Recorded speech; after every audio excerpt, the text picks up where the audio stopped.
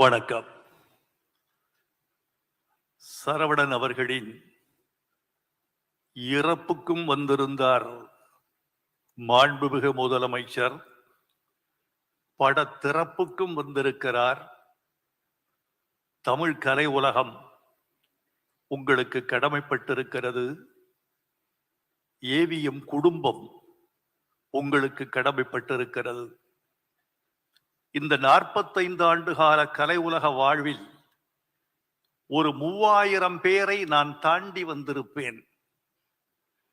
அதில் மறக்க முடியாத 10 பேர்கள் என்று சொன்னால் அதில் தலையாயவர் எம் சரவணன் என்று என் வாழ்க்கை குறிப்பு எழுதி செல்லும். ஊரெல்லாம் கூடி ஒலிக்க அழுதிட்டு பேரினை நீக்கி பின் பிணமென்று பேரிட்டு சூறையங்காட்டிடை கொண்டு போய் சுட்டிட்டு நீரினுள் மூழ்கி நினைப்பு ஒழிந்தார்களே என்பது திருமூலர் பாட்டு. சுட்ட பிறகு நினைப்பை ஒழிந்து விடுகிறார்கள் மனிதர்கள் என்பது திருமூலரின் இயல்பு குற்றச்சாட்டு. ஆனால் சரவணன் அவர்களை நினைப்பை ஒழிக்க முடியாத மனிதர். என்னை பொறுத்த அளவில் நேரம் கருதியும் முதலமைச்சரின் அடுத்த நிகழ்வு கருதியும் மிக சுருக்கமாக பேச வேண்டும் என்று ஆசைப்படுகிறேன்.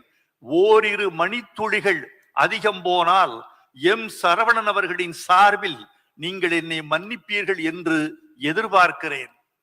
என் அறியாமையை மன்னித்தவர் எம் சரவணன். சிவப்பு மல்லி என்ற படத்திற்கு பாட்டெழுத முதலில் அந்த ஸ்டுடியோவுக்குள் நுழைகிறேன். ஜமக்காலம் விரித்து சங்கர் கணேஷ் அமர்ந்திருக்கிறார்கள். ஒரு 4 நாற்காலிகளில் 4 பேர் அமர்ந்திருக்கிறார்கள். ராம நாராயணன் என்னை வரவேற்கிறார். உள்ளே நுழைந்த நான் ஒரு கிராமத்து இளைஞன், நாகரிகம் அறியாதவன். நான் கேட்கிற கேள்வி, உங்களில் யார் குமரன், உங்களில் யார் சரவணன், உங்களில் யார் பாலசுப்ரமணியன் என்று கேட்டேன். இந்த அறியாமையை மன்னித்தார் அல்லவா, அதற்காகவே முழுக்க நான் நன்றி உள்ள ஒருவராக நினைத்து பார்க்க வேண்டிய இடத்தில் நான் இருக்கிறேன்.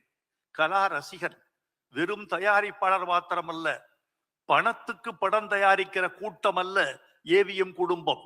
கலை, நயம், மொழி, தமிழ், இசை, ஒப்பனை, நடிப்பு என்று எல்லாவற்றிலும் உச்சம் காண துடிக்கிற கூட்டம் ஏவிஎம் குடும்பத்தார் கூட்டம் என்று நினைக்கிறேன். ஒரு பாட்டு சுசிலா பாடிக்கொண்டிருக்கிறார். நாங்கள் ஒலிப்பதிவு கூடத்தில் இருக்கிறோம்.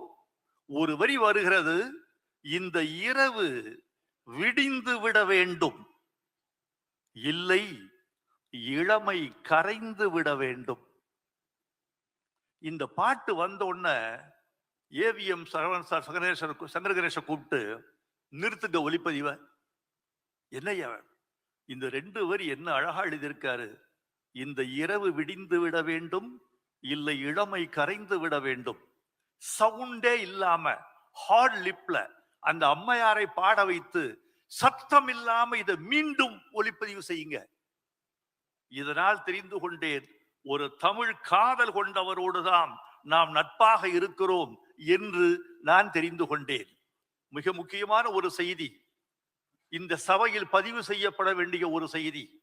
தன் தந்தையார் மீதும் தன் குடிப்பெருமையின் மீதும் சரவணன் அவர்கள் கொண்டிருந்த காதல், பக்தி கொஞ்ச நஞ்சம் அல்ல. அதை பக்தி என்றுதான் சொல்ல வேண்டும். முத்தமிழறிஞர் கலைஞர் 2-3 மேடைகளில் ஒரு செய்தியை சொல்லி இருக்கிறார். சரவணன் குடும்பத்தை வைத்துக் கொண்டு பராசக்தி விழா கொண்டாடப்படவில்லை, நான் வசனகர்த்தா, சிவாஜியின் முதல் படம் விழா எடுக்கப்படவில்லை, அந்த வருத்தம் இன்னும் என் நெஞ்சில் இருக்கிறது. 99வது நாளில் படத்தை நிறுத்திவிட்டார் மெய்யப்ப செட்டியார். அதனால் எங்களுக்கு விழா எடுக்கக்கூடிய வாய்ப்பு இல்லாமல் போய்விட்டது என்று கலைஞர் சொல்லிக் கொண்டிருந்தார். சத்தியம் திரையரங்கில் ஒரு விழா. கலைஞருக்கு இந்த ஆதங்கம், அவர் எவ்வளவு ஆசைப்பட்டிருப்பார். பராசக்தியில் தான் கொண்டாடப்பட வேண்டும், பாராட்டப்பட வேண்டும் என்று ஏதோ சில காரணங்கள். இந்த கருத்தை முதலமைச்சர், அன்னாள் முதலமைச்சர் கலைஞர்கள் சொல்லிய பிறகு பக்கத்தில் இருந்த சரவணன் ஓடி வந்தார். ஐயா, இந்த கருத்தை நீங்கள் 2-3 முறை சொல்லிவிட்டீர்கள், எங்கள் மனம் புண்படுகிறது. எங்கள் அப்புச்சியை பற்றி நாங்கள் உயர்ந்த மதிப்பு வைத்திருக்கிறோம். தயவு செய்து இனிமேல் இந்த கருத்தை கூறாமல் எங்களை மன்னிப்பீர்களா என்று கேட்டார். நான் பக்கத்து சீட்ல நான் இருக்கேன், ஆடி போயிட்டேன். ஒரு முதலமைச்சரிட உங்க கருத்தை மாத்திக்க முடியுமா என்று கேட்கக்கூடிய உள்ளம், துணிவு, இதற்கெல்லாம் காரணம் தந்தையார் மீது அவர் வைத்திருந்த மதிப்பு. இன்னும் 2 செய்தி சொல்லி விடைபெற வேண்டும் என்று ஆசைப்படுகிறேன். ஒரு செய்தி, சிவாஜி படத்துக்கு பாட்டு எழுதிட்டு நான் வீட்டுக்கு போயிட்டேன். 10 நாள் கழித்து என்னை அழைக்கிறார். இந்தாங்க இன்னொரு 1 லட்சம் ரூபாய் செக்கு. எதுங்க கொடுத்துட்டீங்களே? நீங்கள் போன பிறகு வாலியை அழைத்து ஒரு பாட்டு எழுத சொன்னோம், 1 லட்சம் ரூபாய் கொடுத்தோம். எனக்கு மேலும் 1 லட்சம் வேண்டும் என்று வாலி கேட்டார். பேசாமல் கொடுத்து விட்டோம். அப்ப வைரமுத்துவுக்கு மட்டும் ஏன் குறைத்து கொடுத்தோம்? கூப்பிடு வைரமுத்துவ, இந்தா நீங்களும் 1 லட்சம் ரூபாய் வச்சுக்கோங்க. வாலியும் நீங்களும் எங்களுக்கு 2 கண்கள். யாருக்கு வரும் இந்த உயர்ந்த உள்ளம்? யாருக்கு வரும் இந்த தமிழை சமதராசில் நிறுத்து பார்க்க வேண்டும் என்ற அந்த எண்ணம்? அந்த மகான் வாழ்க, அந்த நல்லவர் வாழ்க. நிறைவாக ஒரு செய்தியை சொல்ல வேண்டும். அம்மையார் வந்திருக்கிறார்.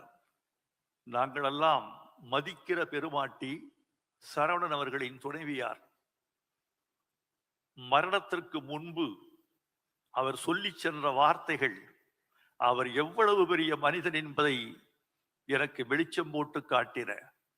என் மரணத்திற்கு பிறகு என் மனைவி வெள்ளை சேலை அணியக்கூடாது, மங்களங்களை அழித்துக் கொள்ளக்கூடாது, நெற்றிப்பொட்டு நிறைவோடு திகழ வேண்டும், பூக்கள் அணிந்து கொள்ளலாம், கைவளைகள் கழற்ற வேண்டாம், எந்த ஆபரணத்தையும் என் மனைவி என் மரணத்தால் துறக்க வேண்டாம் என்று சொல்லி செல்கிற ஓர் உயர்ந்த உள்ளம் தன் மரணத்திற்கு பிறகும் தன் துணைவியார் இந்த சமூகத்தால் மதிக்கப்படுகிற இடத்தில் இருக்க வேண்டும் என்று சொல்லி சென்ற அந்த நல்ல கணவனை எப்படி நாம் மறப்பது?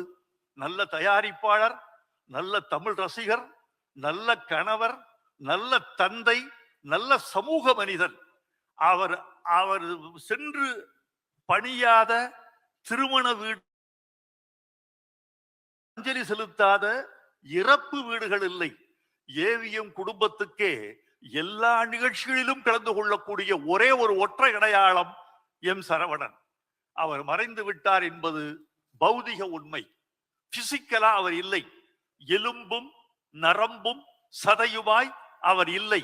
ஆனால் உணர்வுகளாய், நிறைவுகளாய், நல்லெண்ணங்களாய், விழுமியங்களாய் அவர் நிலைத்து வாழ்வார்.